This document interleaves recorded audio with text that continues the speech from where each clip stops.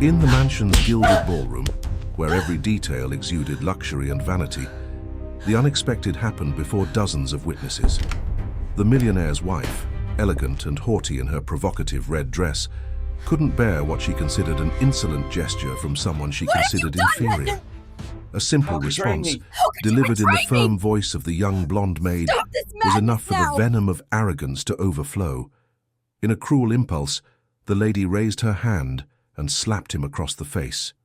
With a sharp slap that echoed through the hall like thunder, the crack cut through the air, silencing laughter and conversation.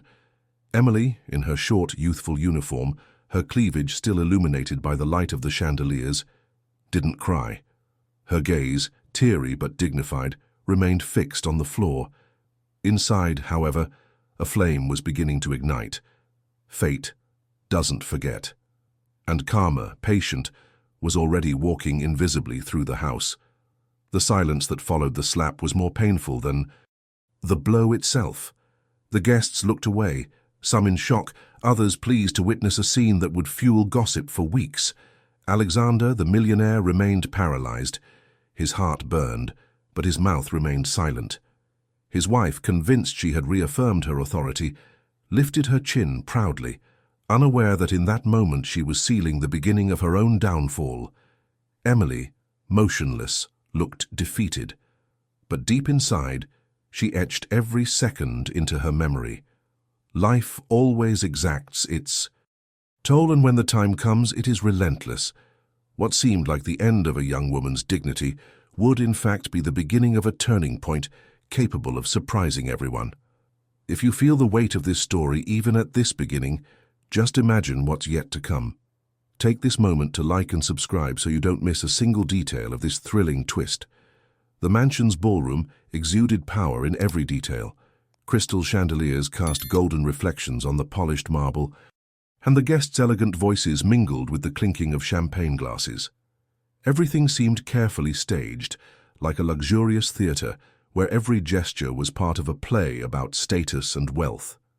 Emily, the young blonde waitress with a delicate face and a short uniform that exposed her daring neckline and the hem above her knees, moved discreetly between the tables. She carried a silver tray with the involuntary grace of someone who has learned to hide pain in silence. Her every step was measured, but her eyes betrayed a mixture of weariness and dignity. At the other end of the room, Helena, the millionaire's wife, watched like a predator on the prowl. Beautiful and haughty, dressed in a deep red gown with a plunging neckline, she carried within her not only the elegance demanded by the setting, but also the venom of wounded pride. To her, Emily's every gesture was a threat to the order she believed she had established. It was enough to see the way the maid held the tray, the way she leaned forward to pour a glass, or even the brief glance of Alexander, her husband, which fell on the young woman more often than it should have. Alexander, for his part, tried to hide it. The billionaire kept chatting about business and investments, but with every movement Emily made, his eyes betrayed him. It wasn't vulgar desire. It was something deeper, almost human, as if he saw in that young woman a purity he no longer found in his own masked world. Helena sensed it. Each hidden glance was like a spark igniting a flame of fury within her. Tensions flared as Emily silently approached the head table to refill Helena's drink. The mistress held out the glass dismissively, her eyes fixed on the maid, as if waiting for a mistake to make a spectacle of. Emily refilled the glass steadily, but couldn't help but glance briefly at Alexander, seated nearby. It was only a second, but for Helena, that instant was confirmation of the affront. The venom boiled over in sharp words. "Don't you know your seat? You're taking too long." The comment echoed loudly enough for the nearby guests to glance at each other in discomfort. Emily, her face burning with shame, simply lowered her eyes and replied softly, "I'm sorry, ma'am." But the humble request wasn't enough. Helena, overcome with pride, raised her hand and, in a sharp, cruel gesture, hit the young woman's face with a slap that echoed through the hall. The slap cut through the music, froze laughter, and plunged the room into absolute silence. Emily remained motionless, the tray still firmly in her hands. The flush of pain spread across her face, But no tears fell. Her teary eyes remained fixed on the floor, and her erect body was proof that she would not bow, even in the face of humiliation. The guests averted their gazes. Some pretended not to see, others whispered quietly, but no one dared intervene. Alexander, his fists clenched under the table, was waging an internal battle. His heart wanted to rise up and defend the young woman, but the chains of his social role held him captive. Helena, satisfied, lifted her chin, convinced she had reaffirmed her authority before everyone. But what she didn't know was that, at that very moment, she was writing the first chapter of her own downfall. Emily took a deep breath. Pain burned on her skin, but something greater burned within her, the certainty that life does not turn a blind eye to injustice. Fate may be slow, but it is relentless.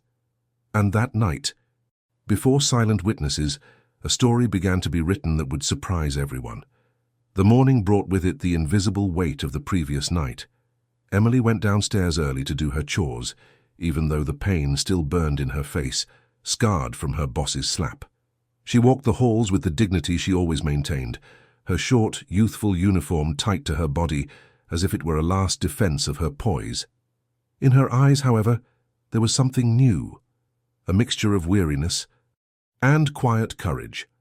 The other employees looked away as she passed, not out of contempt but out of shame at witnessing the injustice without being able to intervene.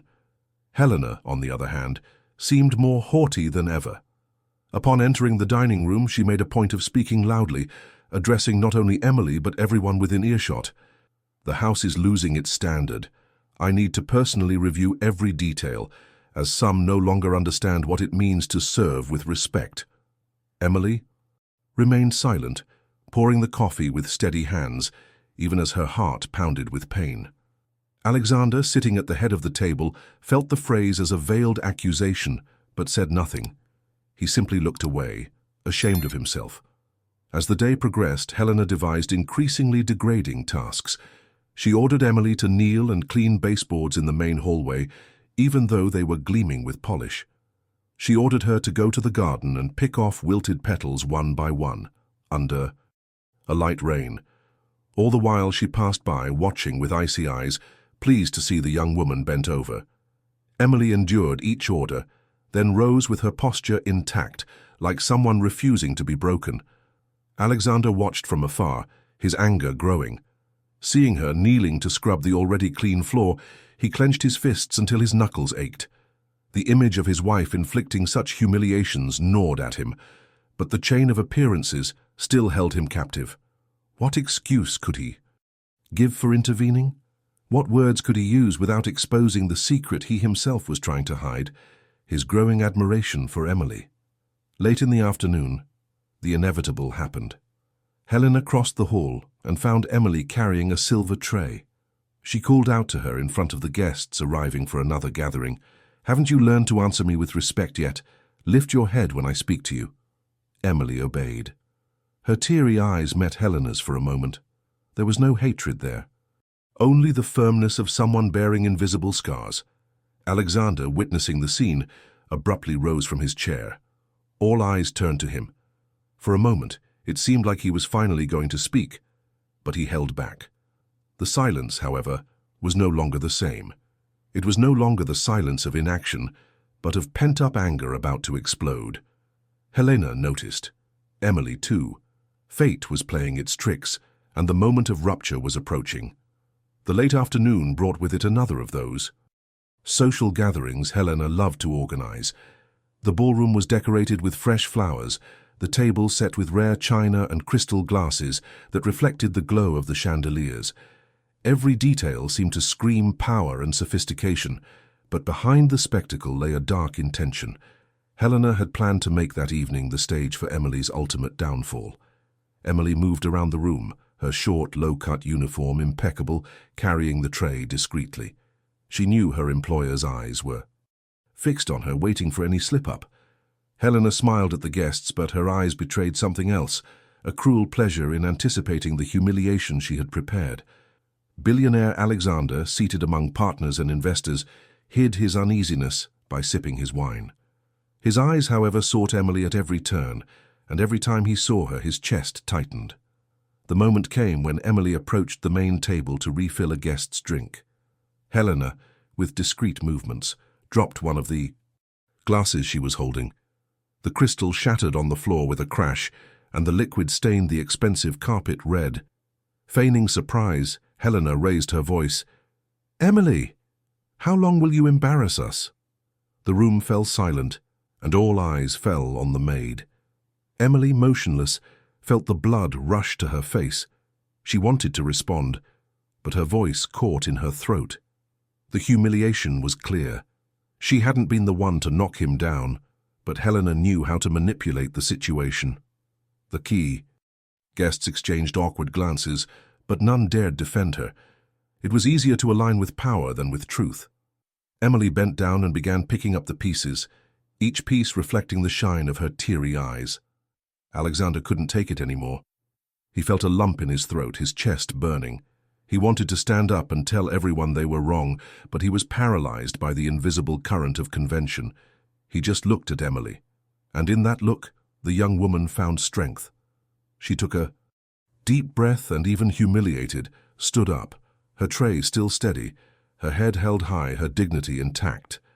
Helena couldn't hide her irritation. She expected to see it broken, but she found strength. Later, when the dining room was nearly empty, Alexander approached discreetly. He found Emily in the pantry, putting away her cutlery with trembling hands. "You don't deserve this," he said softly, almost a whisper. Emily looked up, surprised. She wasn't sure whether she believed him or simply shielded herself with silence. "One day all this will change," he added, leaving his pocket square on the table before walking away. From the top of the stairs, Helena watched. She hadn't heard the words, but seeing the gesture was enough to understand. Her jealousy, previously silent, turned to fury. She decided it wasn't enough to humiliate Emily. Now she needed to get her out of the mansion, no matter what. That night, when Emily retreated to her little room, she felt an even heavier weight on her chest. Not just from the pain of yet another humiliation, but because she had seen something in Alexander's eyes she couldn't quite handle. Recognition, and maybe even love. Helena could no longer tolerate the maid's presence. Jealousy, once a shadow, had turned into an uncontrolled flame. Sitting at her dressing table, in a room that exuded luxury and coldness, she observed her own jewelry scattered across the tabletop. Each piece sparkled in the yellow light of the lamps, but to her, they no longer represented beauty. They were weapons. She decided she would use one of them to deliver the final blow. The plan would be simple, yet devastating. The next morning, Helena discreetly called the housekeeper and asked her to clear the hallways of the private wing of the house. "I need privacy," she said in a sweet but icy voice. When she was alone, she opened the safe and took out a diamond necklace she had inherited from her mother. She held it in her hands for a few seconds, as if caressing a memento, and then continued down the hallways to the laundry room. There, among baskets of clothes and cleaning products, she hid the jewel inside the drawer of the closet that belonged to Emily. Hours later, the mistress entered the main hall, interrupting the young woman's service. The guests were already gathered for Alexander's business lunch, and the room was buzzing with sophisticated conversation. Helena raised her voice theatrically. "One of my most valuable jewels has disappeared." The hall immediately erupted in murmurs. Alexander frowned in surprise. Emily, confused, stopped with the tray in her hands. Helena wasted no time. Feigning despair, she led everyone to the laundry room. She ordered the drawer opened, and there was the necklace carefully hidden among clean cloths. The shock was general. All eyes fell on Emily, who turned pale, unable to react. The young woman tried to speak, her voice trembling. I would never."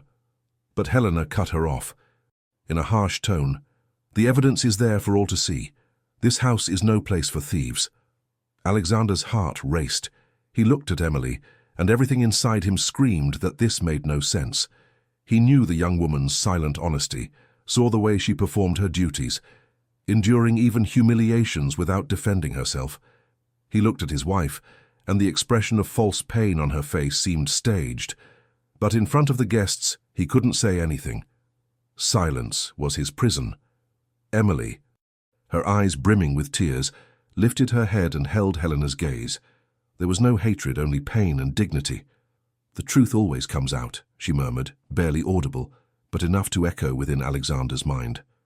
As the guests whispered, torn between doubt and the complicity of power, an invisible sensation hovered over the room. Fate had been provoked. Karma, silent, was preparing to expose the truth in a way none of those present dared imagine. The weight of the accusation spread through the mansion like an unstoppable shadow. As soon as the necklace was found in Emily's drawer, the guests exchanged shocked looks and insinuating murmurs. Some, suspicious, frowned. The scenario seemed too perfect to be true. Others, complicit in the power, pretended to believe Helena's act, dramatizing every word as if she were the victim of a personal tragedy.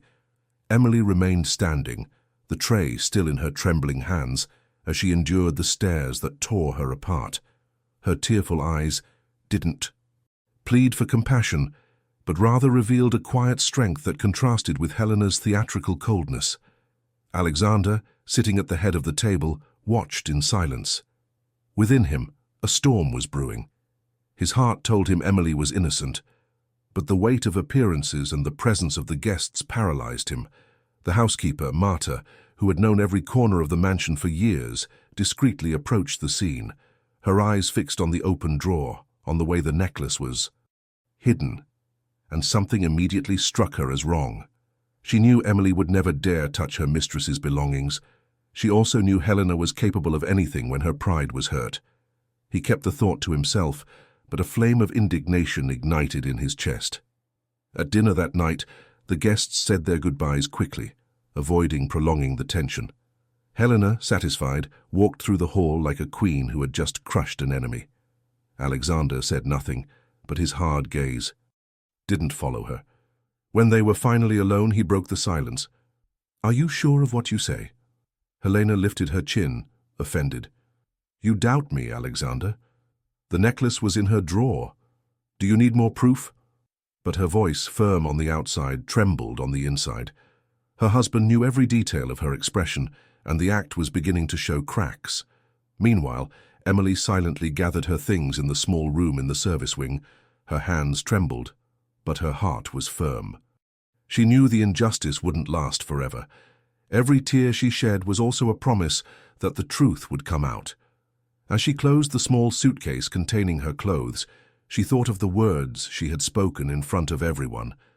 The truth always comes out. It was her prayer, her hope, and her strength. By the next morning, the news had already spread among the staff. Some whispered in Emily's defense, others simply shook their heads, fearful of what would happen if they dared confront Helena. But the story didn't just stay within the mansion. One of the previous afternoon's guests, intrigued by the scene, commented on the episode at a social gathering. Soon, the robbery story began to circulate among acquaintances, but with a twist. Many were already insinuating that the boss had set it all up. The venom Helena had spread was beginning to rebound. Alexander, hearing the rumors echoing outside the house, realized he was not alone in his doubt. The world was beginning to see what he himself had already sensed. His wife had gone too far, and for the first time he no longer felt trapped by silence. Within him, the certainty grew that he must act. Helena believed she had won, but she didn't know that the trap itself would become the beginning of her downfall. Karma was already striding forward, ready to expose its cruelty before everyone. The day dawned with a biting wind coming off the Hudson, and the mansion seemed to shrink in the pale light. Alexander descended, the stairs as if walking down a courthouse corridor. He didn't seek coffee or greetings. He went straight to the pantry, where Marta was organizing dishes with her usual precision. He bluntly asked for the laundry logbook, the signatures for entering and leaving the private wing, the key register. The housekeeper didn't ask any questions. She simply opened the correct drawer, handed over the notebooks, and said, with a politeness that sounded like testimony, "The cameras in the new hallway are already uploading everything to the cloud, sir." The sentence hung between them like a lit match. Helena appeared in the doorway, wearing white silk and the weary look of someone practicing calm in the mirror. "Still at this?" she whispered, as if dismissing her own guilt. Alexander didn't back down. He spread the papers on the wooden table, indicating with his finger the hours Marta had noted, the interval in which the ward had been emptied at the lady's request, the exact moment Emily's drawer had been opened off shift. "Explain." Helena smiled toothlessly. She spoke of zeal, of checking the staff, of misunderstandings that envy turns into stories. He listened, but the background music was different, the dry sound of the necklace resting in the box, hours later, as if the truth had its own weight. Without announcing, Alexander asked the security guard to bring the tablet. On the screen, the timeline flashed forward to the previous morning.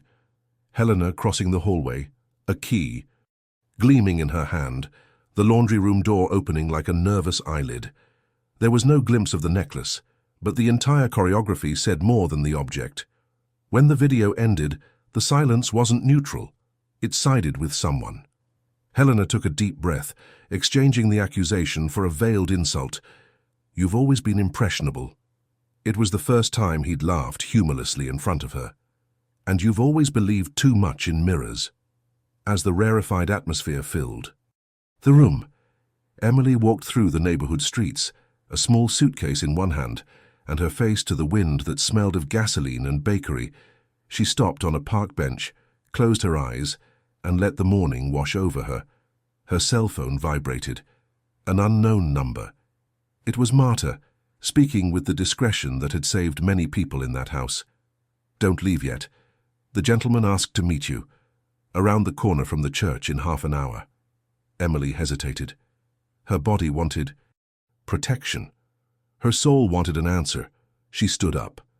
They met before a brick facade where a blue stained glass window cut through the sky. Alexander didn't bring speeches. He brought guilt and decision.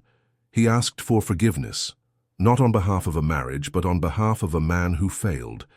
He said nothing would be decided without proof, and that his dismissal, if recorded, would be nullified until further notice. Emily listened to him like someone pressing their forehead against a door to check for life on the other side. "I'm not coming back to be a target," he said simply. "I'll come back if there's respect." "It's true." He nodded, and the promise he made fit entirely into one short sentence. "I'll put things on the table myself." In the afternoon, the mansion received fewer footsteps and more truths. Alexander summoned the administrator, formalized the inspection policy in writing, and restored Emily, by email, by paper, by stamp, to her status as an employee under review, not a defendant. He demanded from the accountant the list of purchases and gifts lost in recent months. In the library, under an amber lamp, he and Marta retraced the chronology of the alleged theft. Tea time, who went up, who went down, who asked for silence. The map that emerged on the table resembled a board where Helena moved pieces, thinking no one was watching. Now, each house had a light. As night fell, Helena tried to rebuild the theater. An intimate dinner, 2 old friends, loud laughter too. Fill the space, but the room was different. Even the crystal seemed heavier. Alexander waited for the right moment, and with the same voice he used to close contracts, announced adjustments, an internal audit of protocols, restricted access to the service wing, preserved recordings, and, as if placing the final card, a formal meeting with the family's lawyer to prevent injustices from happening again. Helena opened her mouth, but the air held no conspiracies. The friends exchanged glances as if they realized the stage had turned. In the simple room in the service wing, Emily adjusted her uniform over the back of her chair and stared at her hands for a moment. They weren't the hands of someone who wins battles with swords. They were the hands of someone who can't let go of the right rope in the middle of a rushing current. Outside the window, the American city pulsed with distant sirens and a pharmacy sign flashing at regular intervals. For the first time in days, she felt like she was breathing in time with the world, not the rhythm of fear. Before going to sleep, Alexander passed by the garage and leaned against the Lamborghini as he had so often, but not to escape. The bodywork revealed his face without its usual armor. He thought of how many times he had confused authority with silence. He thought of the word he had spent the entire day testing: respect. Above, the ancient wood groaned as it always does on Sundays. The sound came as a warning that the whole house listens when the truth decides to speak. Fate is in no hurry, but it had finally begun to help him. Tomorrow there would be names, deadlines, fingerprints, and recovered emails. Today there was a new certainty. It's not humiliation that solves the story, it's the courage to stop it. And strange as the realization was that courage had a name that burned in his chest: Emily. The tension building in the mansion reached its breaking point. Alexander, who until then had hidden behind calculated silences, could no longer maintain the charade of a complacent husband. The accusation against Emily had been the last straw, and the doubt gnawing at his mind had turned into certainty. Helena had plotted the whole thing. That morning, he summoned the courage he'd long stifled. He found his wife in the main hall, still wrapped in her luxurious gown and the artificial aura of an untouchable lady. Bluntly, he broke protocol. "Helena, there's no more lying to support what you did. Kneeling to pride is costly, and you will pay." His voice sounded firm, cold, and different from what she was used to. For the first time, it wasn't the calculating billionaire or the formal husband speaking, but a man tired of his own cowardice. Helena tried to react. At first she gave a short laugh, then searched her words for the same venom she had so often used. "Are you defending a maid? Just any old maid? Do you forget who we are?" But Alexander didn't look away. "Yes, I do. Because being who you say we are is exactly what destroyed this house." The reply echoed through the empty hall, more cutting than any scream. Meanwhile, Emily walked through the city streets with her small suitcase. The cool morning wind carried the scent of smoke and fresh coffee. She didn't know whether to cry or breathe a sigh of relief. This wasn't just a forced goodbye.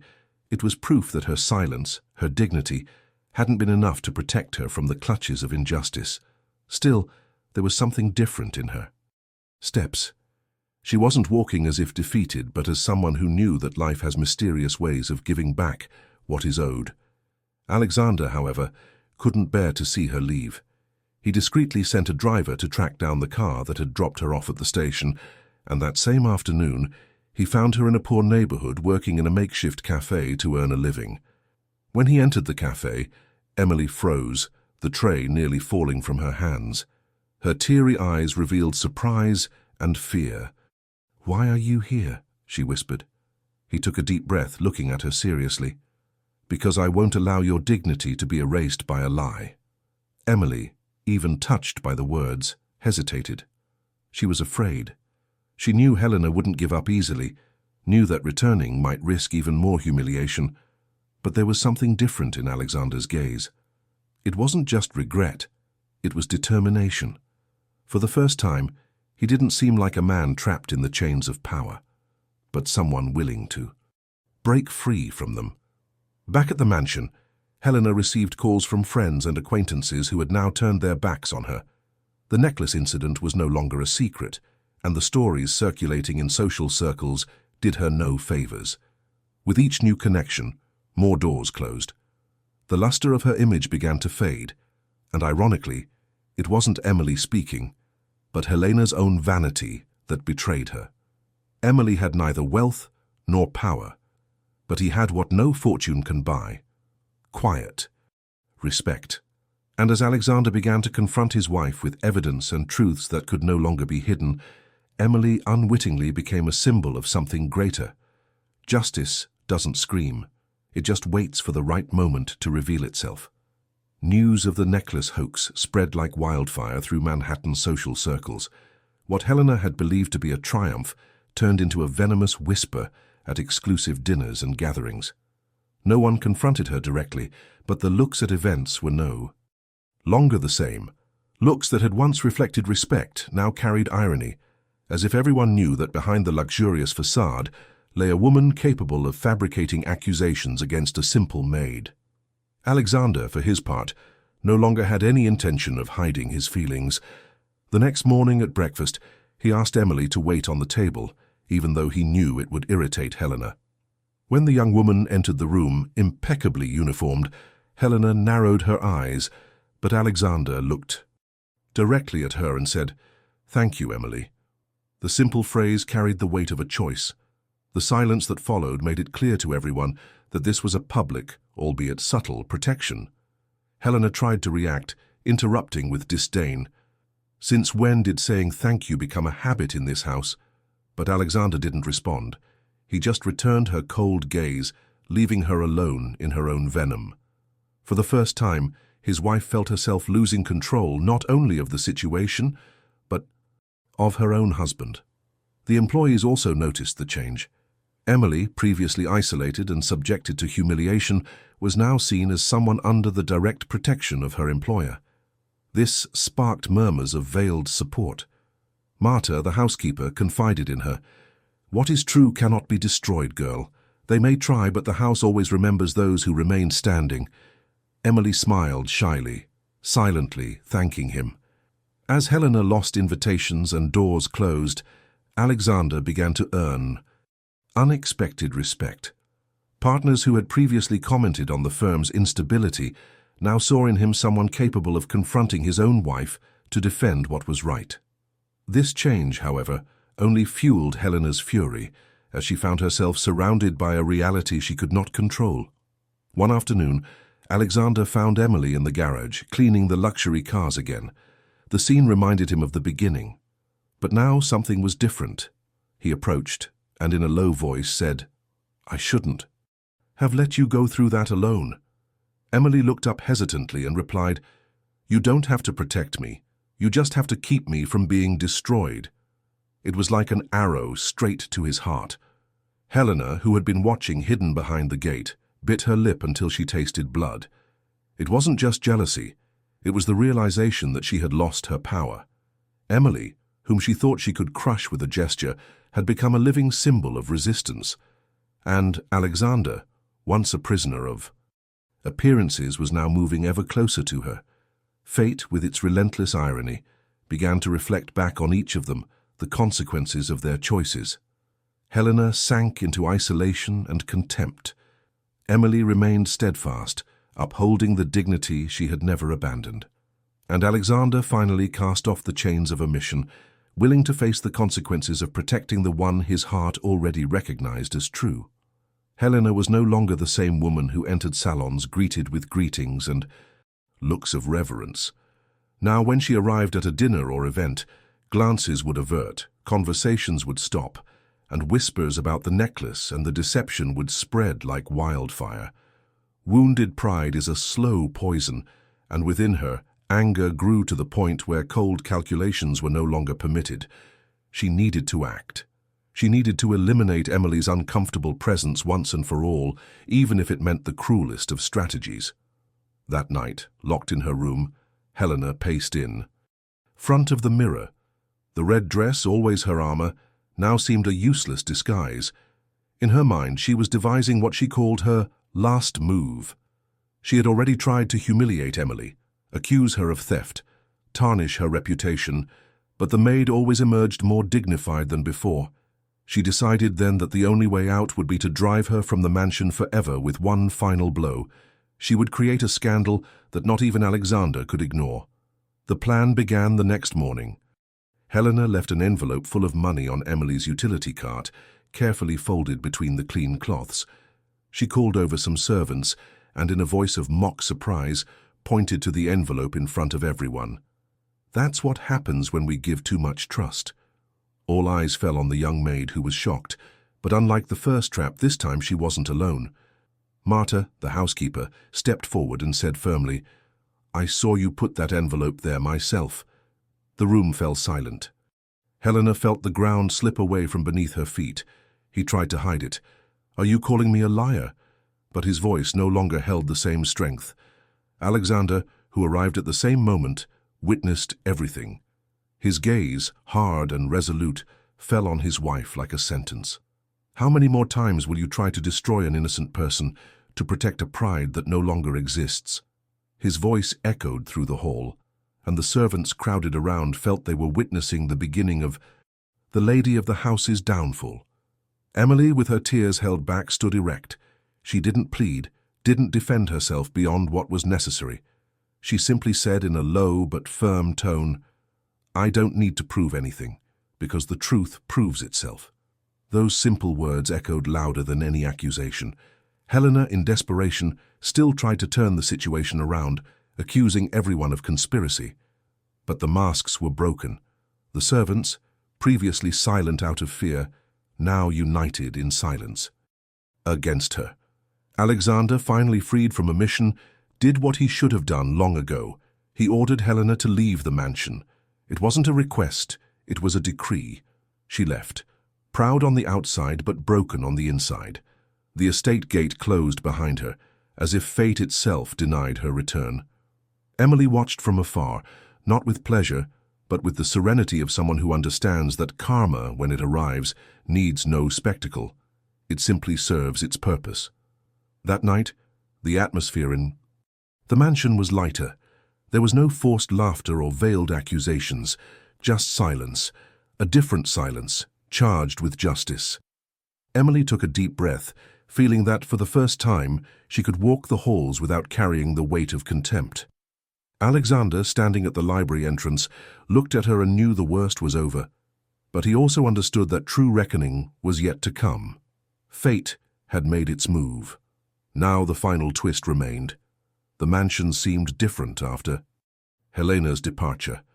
The walls, once charged with tension, now breathed silence and an almost strange peace. But it wasn't just an absence of noise. It was as if the house, tired of staging cruelties, had surrendered to the truth. Alexander walked the halls slowly, feeling the weight of years of omission that he was finally beginning to leave behind. Every painting on the wall, every shining chandelier, seemed to ask if the price paid for silence hadn't been too high. Emily, for her part, didn't. Immediately returned to her routine. She moved cautiously through the house, as if she still couldn't believe she was free from the weight of humiliation. Her short, youthful uniform was no longer a symbol of submission, but of resistance, proof that even in the midst of pain, she never let her dignity be stripped away. The other employees' gazes had changed. Now they greeted her with respect, some even with silent reverence. There were no speeches, but there was recognition. One rainy afternoon, Alexander called all the staff to the main hall. Standing before the staircase, he said firmly, "In this house no one will ever again be treated unworthy. Any accusation will be backed up with evidence, and any injustice will be immediately corrected." His voice echoed firmly, shattering the tradition of fear that hung over these walls. Emily, at the back of the room, felt her heart race. It wasn't just a promise. It was confirmation that the suffering she had endured had not been in vain. Meanwhile, Helena, far from the mansion, found herself rejected by the same circle that had once idolized her. Invitations disappeared, phone calls went unreturned, and her name became synonymous with shame. In the luxury of a rented apartment, before a mirror that no longer reflected the image of the queen she believed herself to be, she wept alone. The world had not driven her out with screams, but with silence, and that silence was crueler than any words. Time passed, and one night, Alexander found Emily in the library, picking up books that had been left in disarray. He watched her for a few seconds before saying, "I failed you, but I don't intend to fail you again." Emily looked up, and for the first time in a long time she smiled. It wasn't a smile of triumph, but of relief. Life had taken care of righting the wrong. Fate, silent and patient, had delivered its sentence to his wife, the solitude of her vanity, to Alexander, the bitter lesson of omission, and to Emily, the victory of one who never bowed, even when the world seemed to conspire against her. That night, the mansion was no longer a scene of humiliation, but a witness to redemption. And as the rain gently tapped against the windows, Emily understood the message the universe always repeats. Karma may take its time, but it never fails.